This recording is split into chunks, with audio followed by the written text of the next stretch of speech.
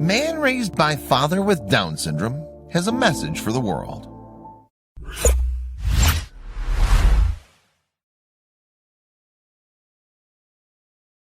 But before we start, please give the video a like and make sure to subscribe to Wonderbot and hit the bell so you'll never miss any uploads from us.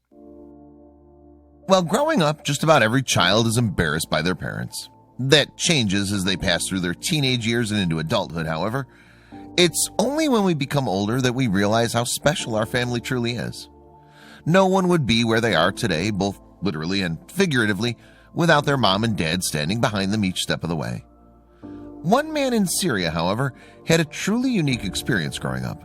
His father had Down syndrome, and that incredible man recently came forward to explain what it was like to grow up in his household, raised by a dad with a genetic disorder.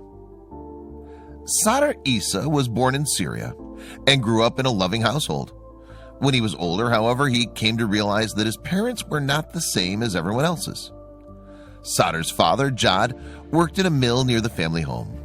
Despite his seemingly ordinary life, with a job, a wife, and a son, there was something different about him. Jad had Down syndrome. The disorder, also known as trisomy 21, is caused by a third copy of a person's 21st chromosome. While symptoms vary between cases, Down syndrome has several common effects.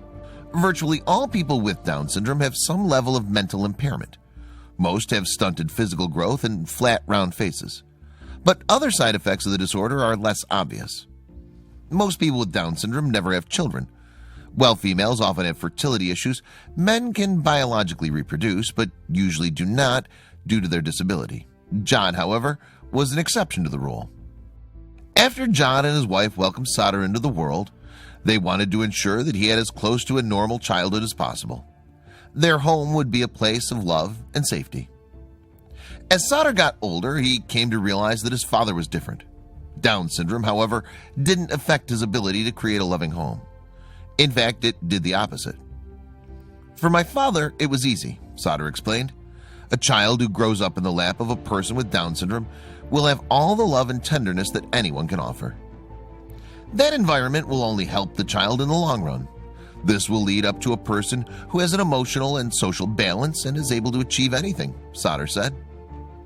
Jad's love wasn't confined to his family, however. While working at the mill, he became a beloved pillar of the local community. No one looked down upon or pitied him. He was simply Jad.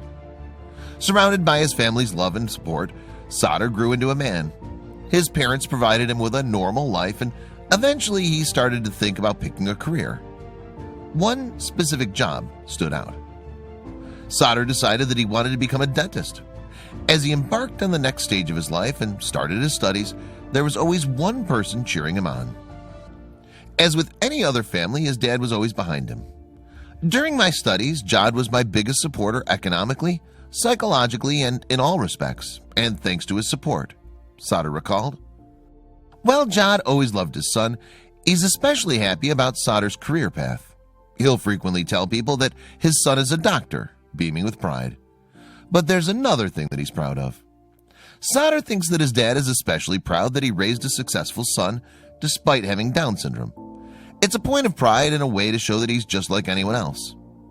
It's like he's saying, I have Down syndrome, but I raised my son, did everything to help him become a doctor, Sadr explained.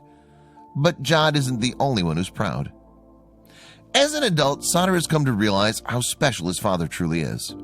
While it would have been easy for him to feel sorry for himself, Jad never moped. He worked every day to help his family.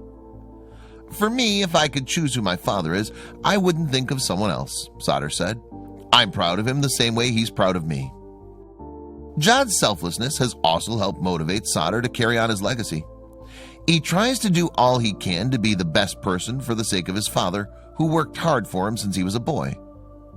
While Sadr and Jad's relationship might seem different at first glance, there's nothing abnormal about it. The pair love and inspire each other at the end of the day, and that's what family's all about. Two people who learned a lot from Sadr and Jad were Jody and Matt Perry. They married in 2007 after welcoming a baby boy, Finley, into the world. It didn't take long for the UK couple to try for another child. The happy family was prepared this time, taking all the advised precautions you can take during a pregnancy. Jody had miscarried once before, giving birth to Finley, and she wasn't going to let another tragedy befall her unborn child. Cautious and prepared, Jody couldn't shake her anxiety during a checkup scan in search of the baby's heartbeat. So when the sonographer told her she could, in fact, hear a heartbeat, Jody squeezed Matt's hand and cried with relief. Then she received a shocking bit of news. There was not one, but two babies in there.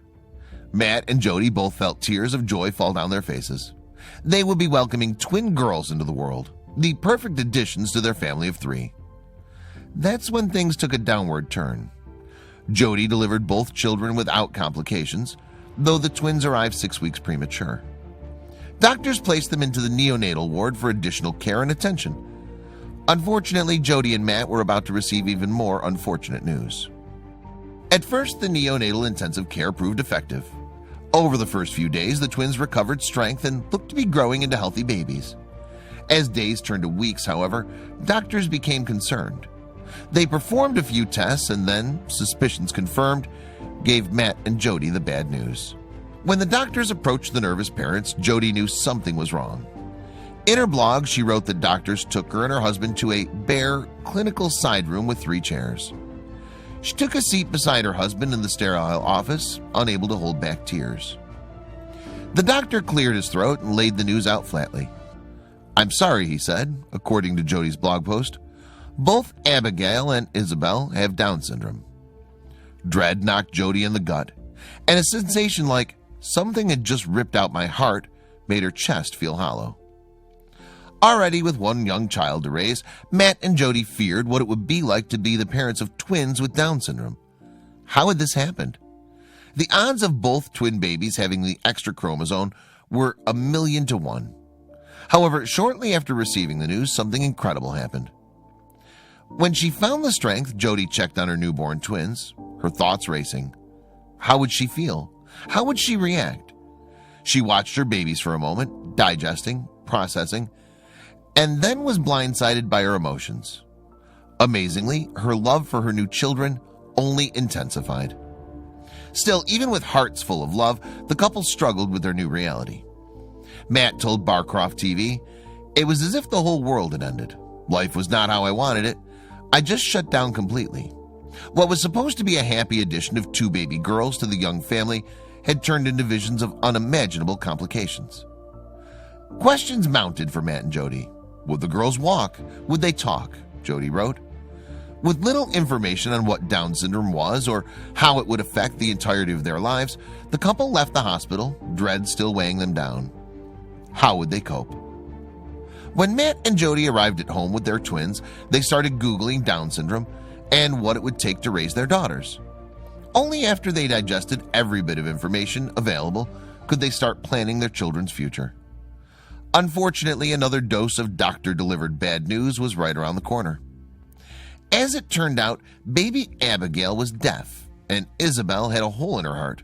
Compounding matters, both twins had underactive thyroids, meaning they'd be unable to produce certain hormones. They'd spend a lifetime plagued with potential depression, tiredness, and weight gain. Despite mounting medical complications for their twins and visions of endless challenges, the Perrys have embraced life with Abigail and Isabel. Sure, it's been hard work, though that's always the case with young twins. But both Matt and Jody admit their lives have been changed for the better. The twins' conditions have actually brought the family closer together, according to Matt. Finley, their son, pitches in helping his sisters and has come to understand the everyday complications of Down syndrome. It sounds sort of sugar-coated, Jody said in an interview, but the only things that they've brought into our life are positive. There's nothing in the world that could convince me to change them.